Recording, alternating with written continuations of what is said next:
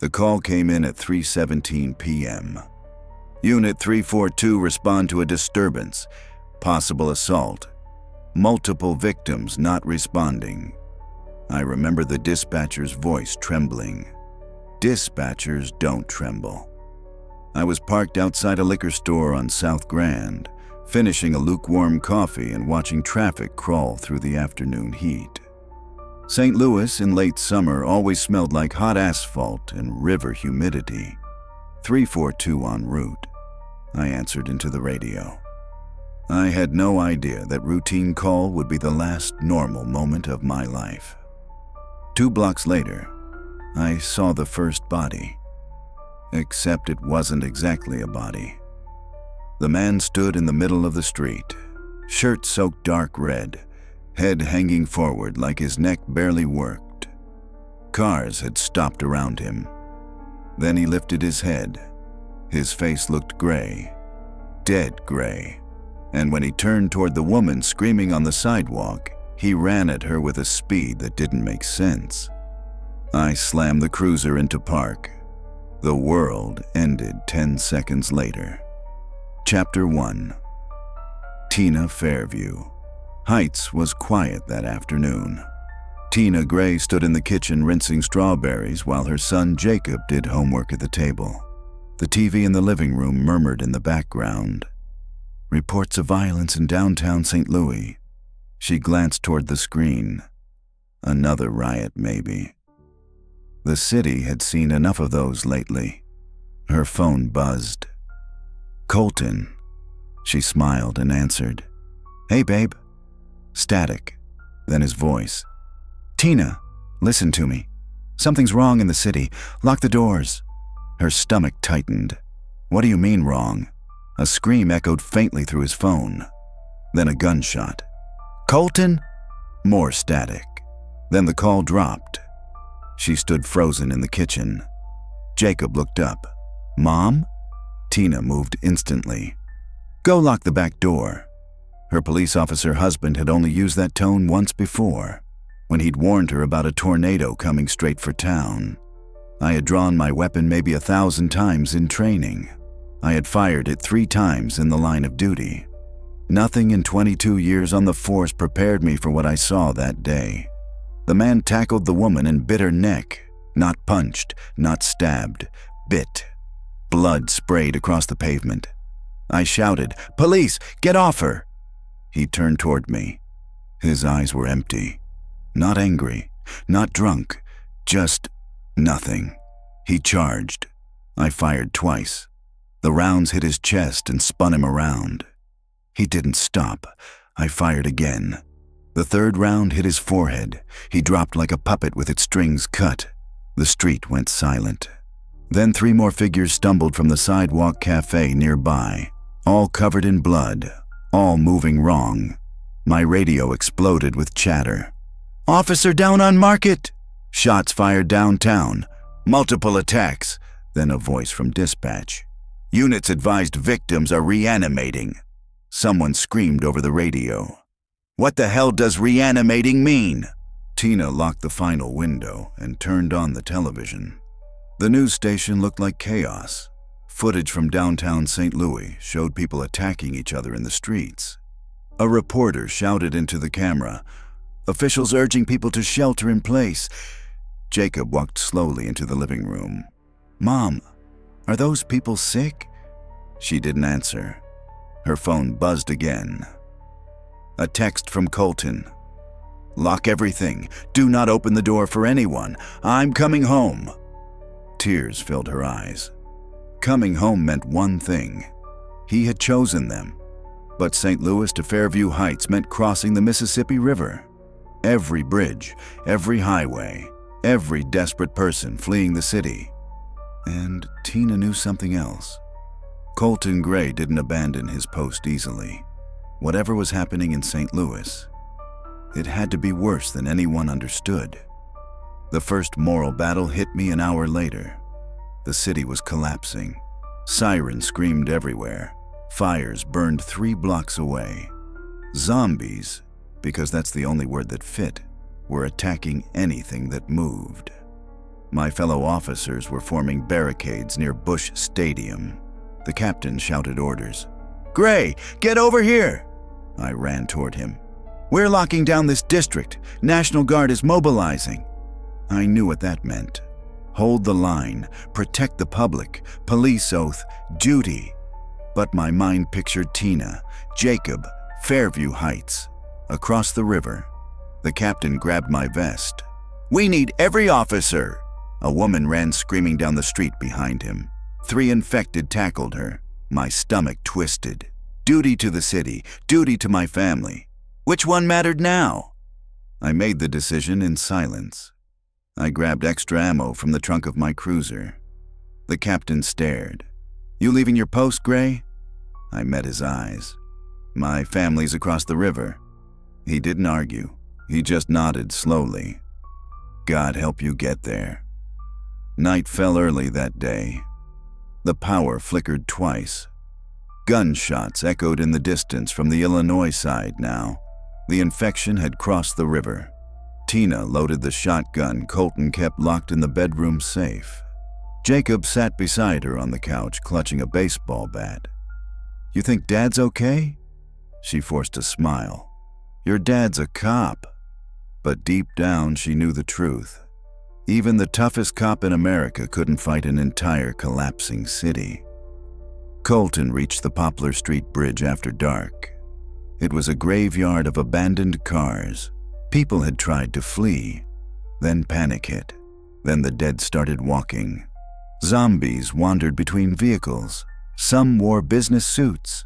Some wore Cardinals jerseys. Some still had seatbelts hanging from their shoulders. And worse, armed men were looting the stranded cars. One of them spotted Colton. "Hey, cop!" A rifle lifted. The shot cracked past his head. Colton dove behind a pickup truck. Now he had 2 enemies, the living and the dead. The firefight that followed echoed across the Mississippi River. Gunshots drew zombies from every direction. Colton realized the horrible truth. Every bullet he fired brought more of them, but turning back wasn't an option. His family was waiting on the other side. At 11:42 p.m., someone knocked on the front door. 3 slow knocks. Tina raised the shotgun. "Who is it?" A man's voice answered weakly. "Please help. I'm hurt," Jacob whispered. "Mom?" Her finger rested on the trigger. Colton's message echoed in her mind. "Do not open the door for anyone." Then something slammed into the outside wall. A second voice growled. Then a third. Scratching, biting. The man outside began screaming. Tina pulled Jacob back into the hallway as the sound of flesh tearing echoed through the night. And somewhere across the river, her husband was still fighting his way home. Colton finally crossed into Illinois just before midnight, but the suburbs were no safer. Raiders had already begun forming gangs. Zombies roamed the highways, and Fairview Heights was still 10 miles away, 10 miles through hell. But Colton Gray had one advantage: police training, and a promise he had made the day Jacob was born. "No matter what happens, I'll always come home." The screams outside the front door stopped suddenly. That was worse than the screaming. Tina Gray stood in the hallway, gripping the shotgun so tightly her knuckles had turned white. The porch lights shined through the frosted glass of the door, casting long shadows that moved slowly across the floor. Something scraped along the wood outside. Jacob whispered beside her, "Mom, is it gone?" She didn't answer. Instead, she stepped slowly toward the door and peeked through the side window. The man who had begged for help was lying face down on the porch. His back looked like someone had torn it open with claws. Dark blood spread across the boards and dripped down the steps. 2 figures knelt over him. They weren't eating, they were feeding. Their movements were jerky and animalistic, shoulders rolling as they tore into him. One of them suddenly stopped. its head turned toward the window. The porch light illuminated gray skin and milky eyes. The thing rose slowly and walked toward the door. Tina stepped back. The zombie slammed its head into the glass. Jacob screamed. The siege had begun. The night air in Illinois felt different.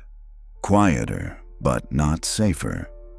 Colton Gray crouched behind a wrecked SUV on Route 159 and scanned the road ahead through the iron sights of his rifle. Fairview Heights was still 6 miles away. 6 miles through a suburban war zone. The Poplar Street Bridge firefight had drawn half the dead in downtown St. Louis. By the time Colton crossed the Mississippi, entire neighborhoods were already collapsing. Now the suburbs were filling with 2 kinds of predators: the infected and the desperate. Gunshots cracked somewhere to the north. Colton moved. He stayed low, cutting between houses and backyards instead of using the road. His police instincts told him the highways were death traps now. As he crossed a dark cul-de-sac, he froze. 3 figures stood in the street.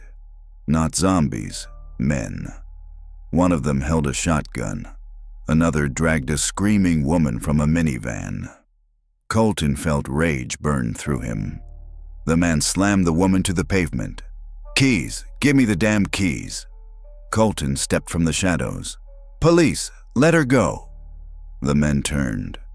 For a moment, they looked stunned. Then the man with the shotgun laughed. "Police don't exist anymore." He raised the weapon. Colton fired first. The fight lasted less than 10 seconds. 2 raiders lay dead in the street.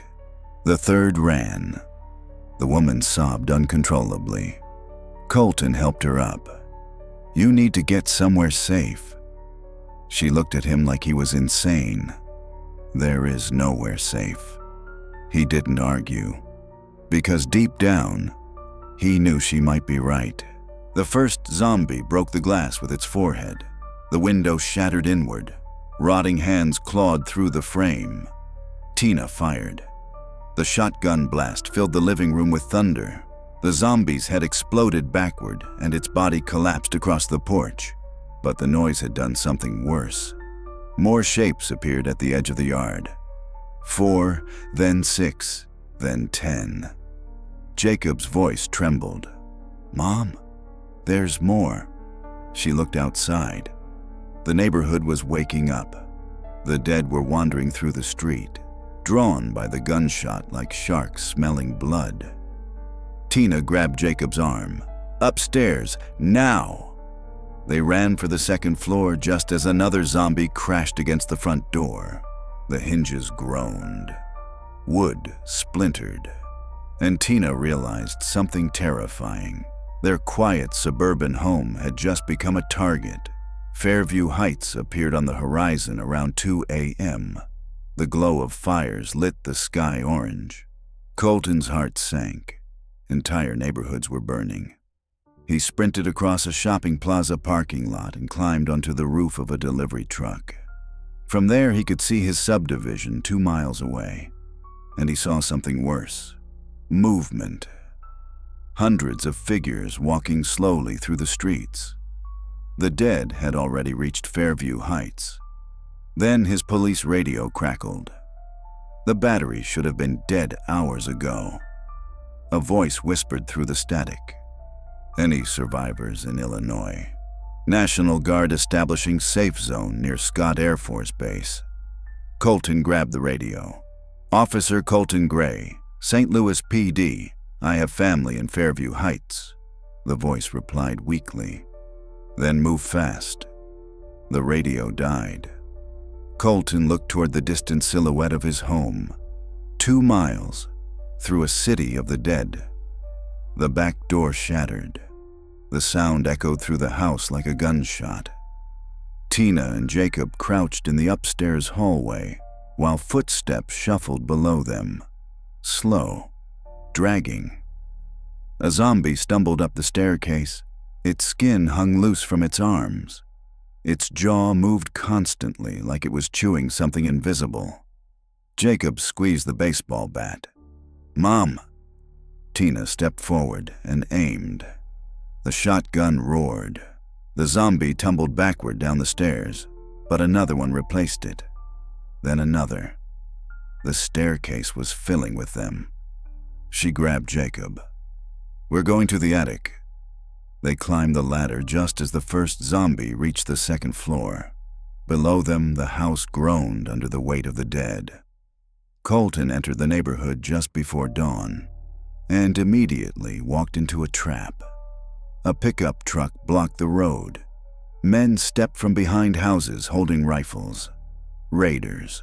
One of them pointed at Colton's uniform. "Well, look what we got here." Another grinned. "Cops got gear." Colton raised his rifle slowly. "You don't want this fight."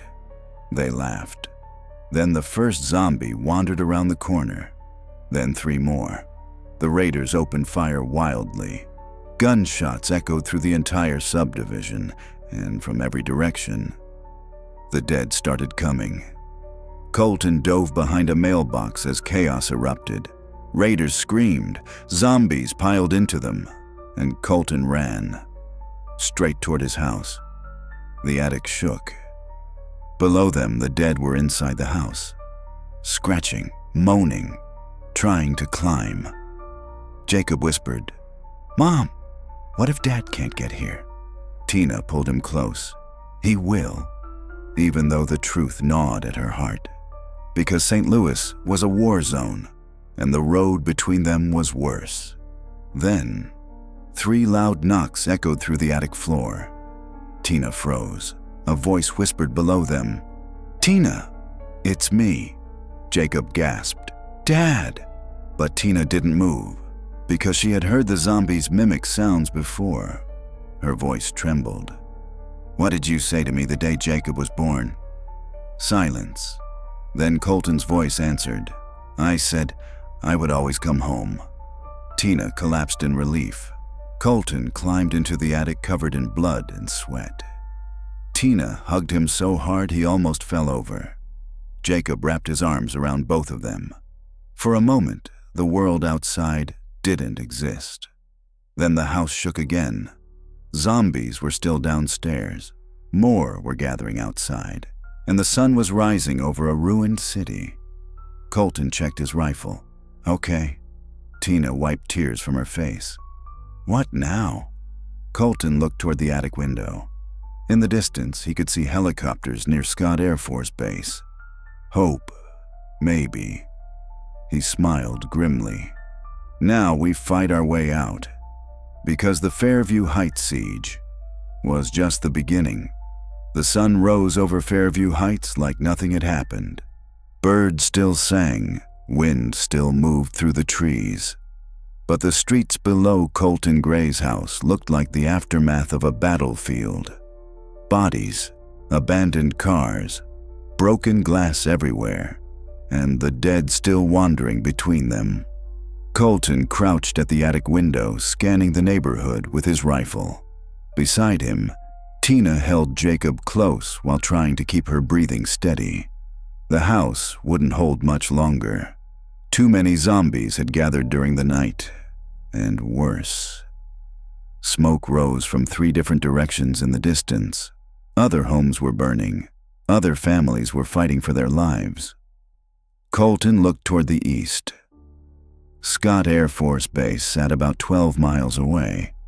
If the radio message he heard was real, it might be the last organized refuge left, but getting there meant crossing an entire suburban war zone.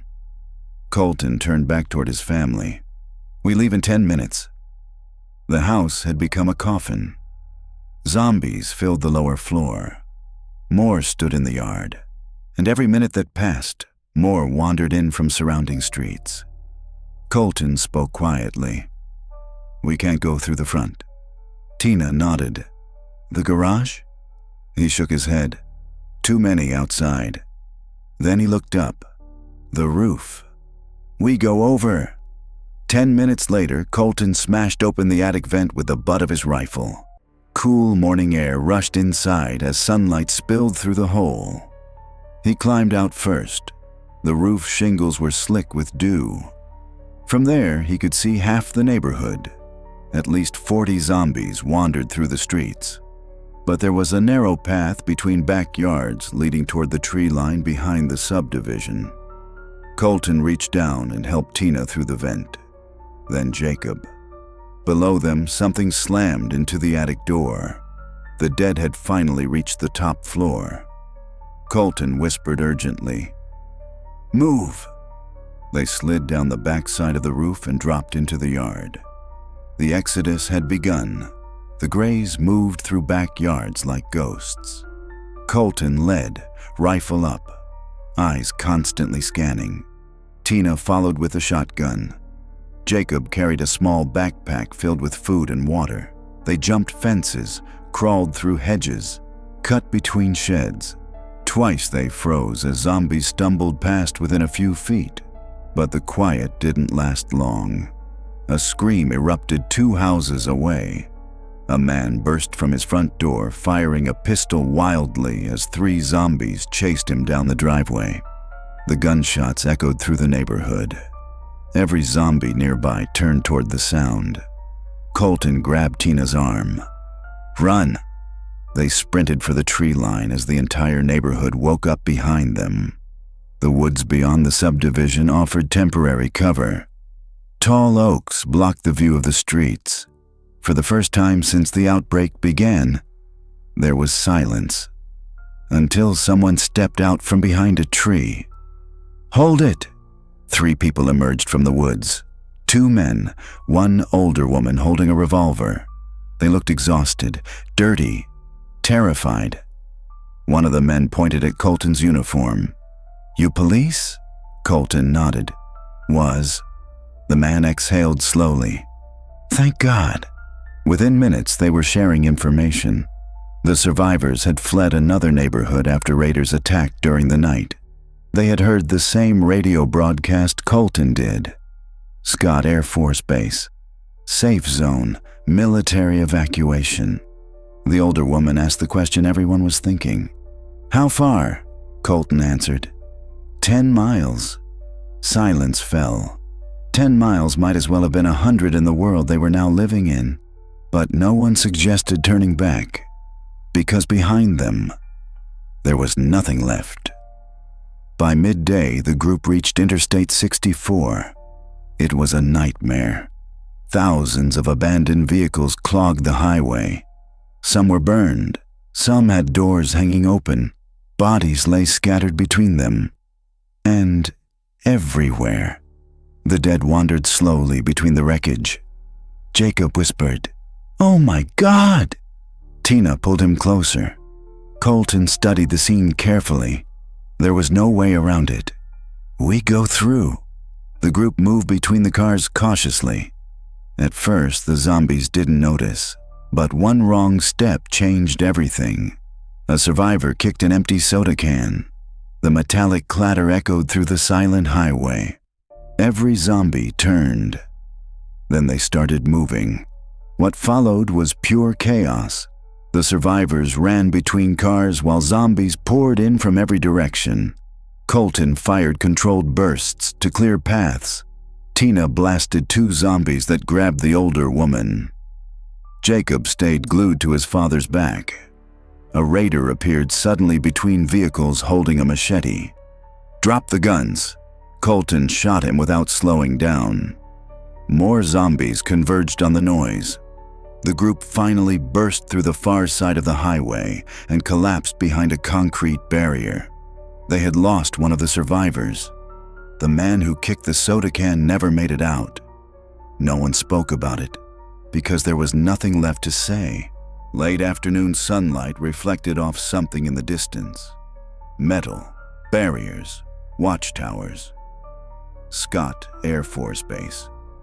Helicopters circled overhead. Humvees blocked the road, and soldiers stood behind sandbag positions scanning the horizon. Hope surged through the group. They started running. Half a mile from the base, a soldier raised binoculars, then shouted, "Survivors approaching!" But something else was coming. Behind them, the noise of their escape had drawn a massive horde from the highway. Hundreds of zombies staggered toward the base. A soldier yelled through a loudspeaker, "Run!" The survivors sprinted. Machine guns erupted from the military barricades. Bullets tore through the advancing zombies. Bodies dropped by the dozens. Colton grabbed Jacob and pushed him forward. "Don't stop!" The gates opened just long enough.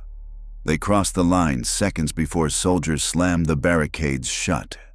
Outside, the horde crashed against the defensive perimeter. Night fell over Scott Air Force Base. Floodlights illuminated the endless sea of zombies outside the wire. Inside the perimeter, thousands of survivors huddled in makeshift camps. Colton sat on the ground with Tina and Jacob beside him. For the first time in 2 days, they were safe, or at least safer. Tina leaned against him. "You made it." Colton looked toward the fence where soldiers fired occasional bursts into the dark. Yeah, but his police instincts told him something troubling.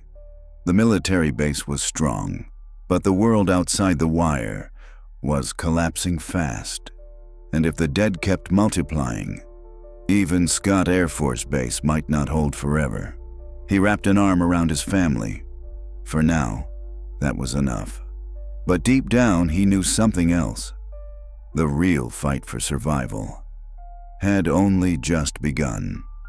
For 3 days, Scott Air Force Base felt like salvation. The military had erected layers of defenses, concrete barriers, razor wire, sandbagged machine gun nests, and armored vehicles guarding every approach road. Floodlights turned night into artificial daylight. Inside the perimeter, thousands of survivors crowded into temporary shelters made from tents, tarps, and abandoned vehicles. Field kitchens ran non-stop. Medical tents overflowed with wounded. For the first time since the outbreak began, people believed they might survive. Colton Gray didn't. Years of police work had taught him something about disasters. They don't stop. They grow. And every day the infected multiplied. Every day more survivors fled toward the base. Every day the dead followed them. Colton stood along the outer barrier beside a National Guard soldier scanning the dark fields beyond the wire. The soldier whispered nervously, "You think they'll come tonight?" Colton stared into the darkness. "They're already here!" At 1:17 a.m., the alarm sounded. Spotlights snapped on. Sirens screamed across the entire base. Colton ran toward the perimeter wall as soldiers rushed past, carrying ammunition crates. A lieutenant shouted orders. "Horde approaching from the north tree line." The floodlights revealed them. Hundreds of zombies stumbling through the fields. Then thousands. They stretched across the horizon like a living tide. The machine guns opened fire. Tracers streaked through the night, cutting down the front ranks of the infected. Bodies fell, but the horde didn't stop. The dead simply climbed over the fallen and kept coming. Colton grabbed a rifle from an abandoned ammo crate and joined the firing line. Beside him, Tina stood holding a borrowed shotgun. Jacob stayed behind the barricade with a group of other children and medics. Colton looked at his wife. "You don't have to do this." Tina chambered around. "Yes, I do." While the military fought the first wave, something worse was already happening inside the base. A group of raiders who had slipped through the gates days earlier decided the chaos was their opportunity. Gunshots erupted near the supply depot. People started screaming. A soldier ran past Colton yelling into a radio. "Looters attacking the food trucks!" Colton cursed. Even at the end of the world, some people chose to become monsters. He turned to Tina. "Stay here!" Then he ran toward the inner compound. 3 raiders had already broken into a medical tent. One held a rifle on a nurse while the others filled backpacks with antibiotics and food. Colton stepped through the tent flap. "Police!" They turned.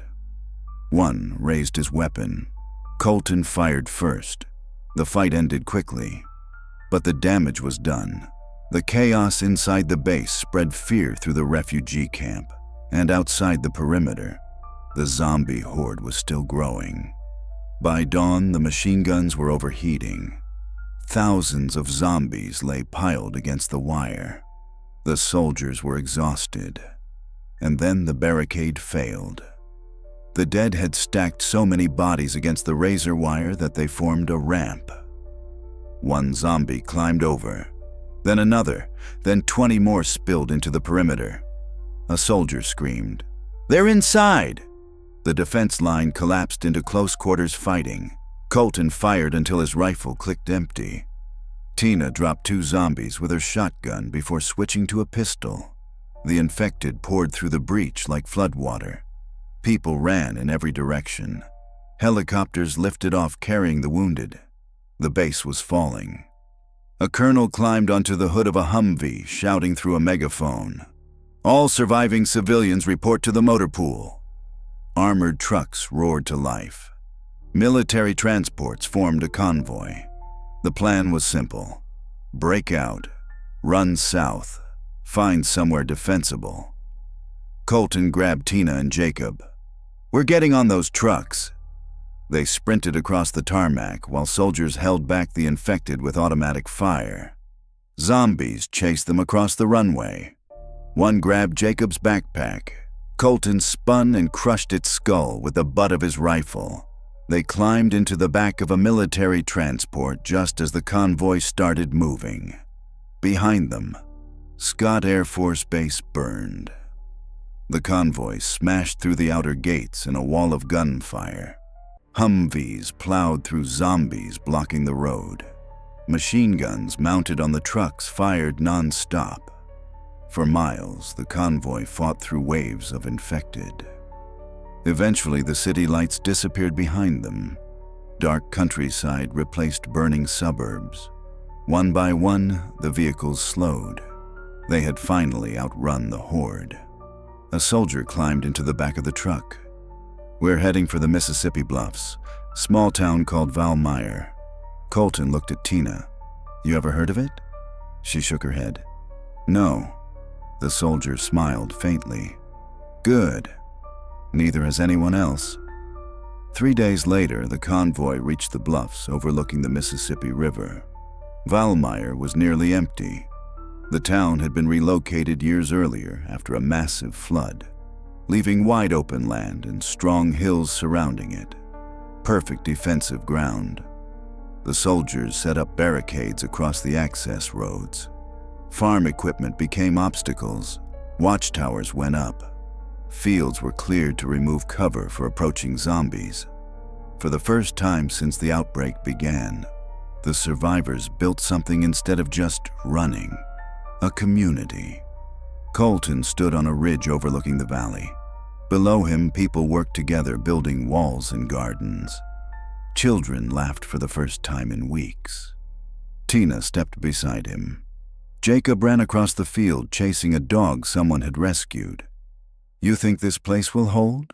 she asked. Colton watched the distant horizon carefully. The world was still out there. The dead were still walking, but the survivors had something powerful now. Each other. He took Tina's hand. "Yeah, for now. This is home." And in the quiet valley above the Mississippi River, humanity began again.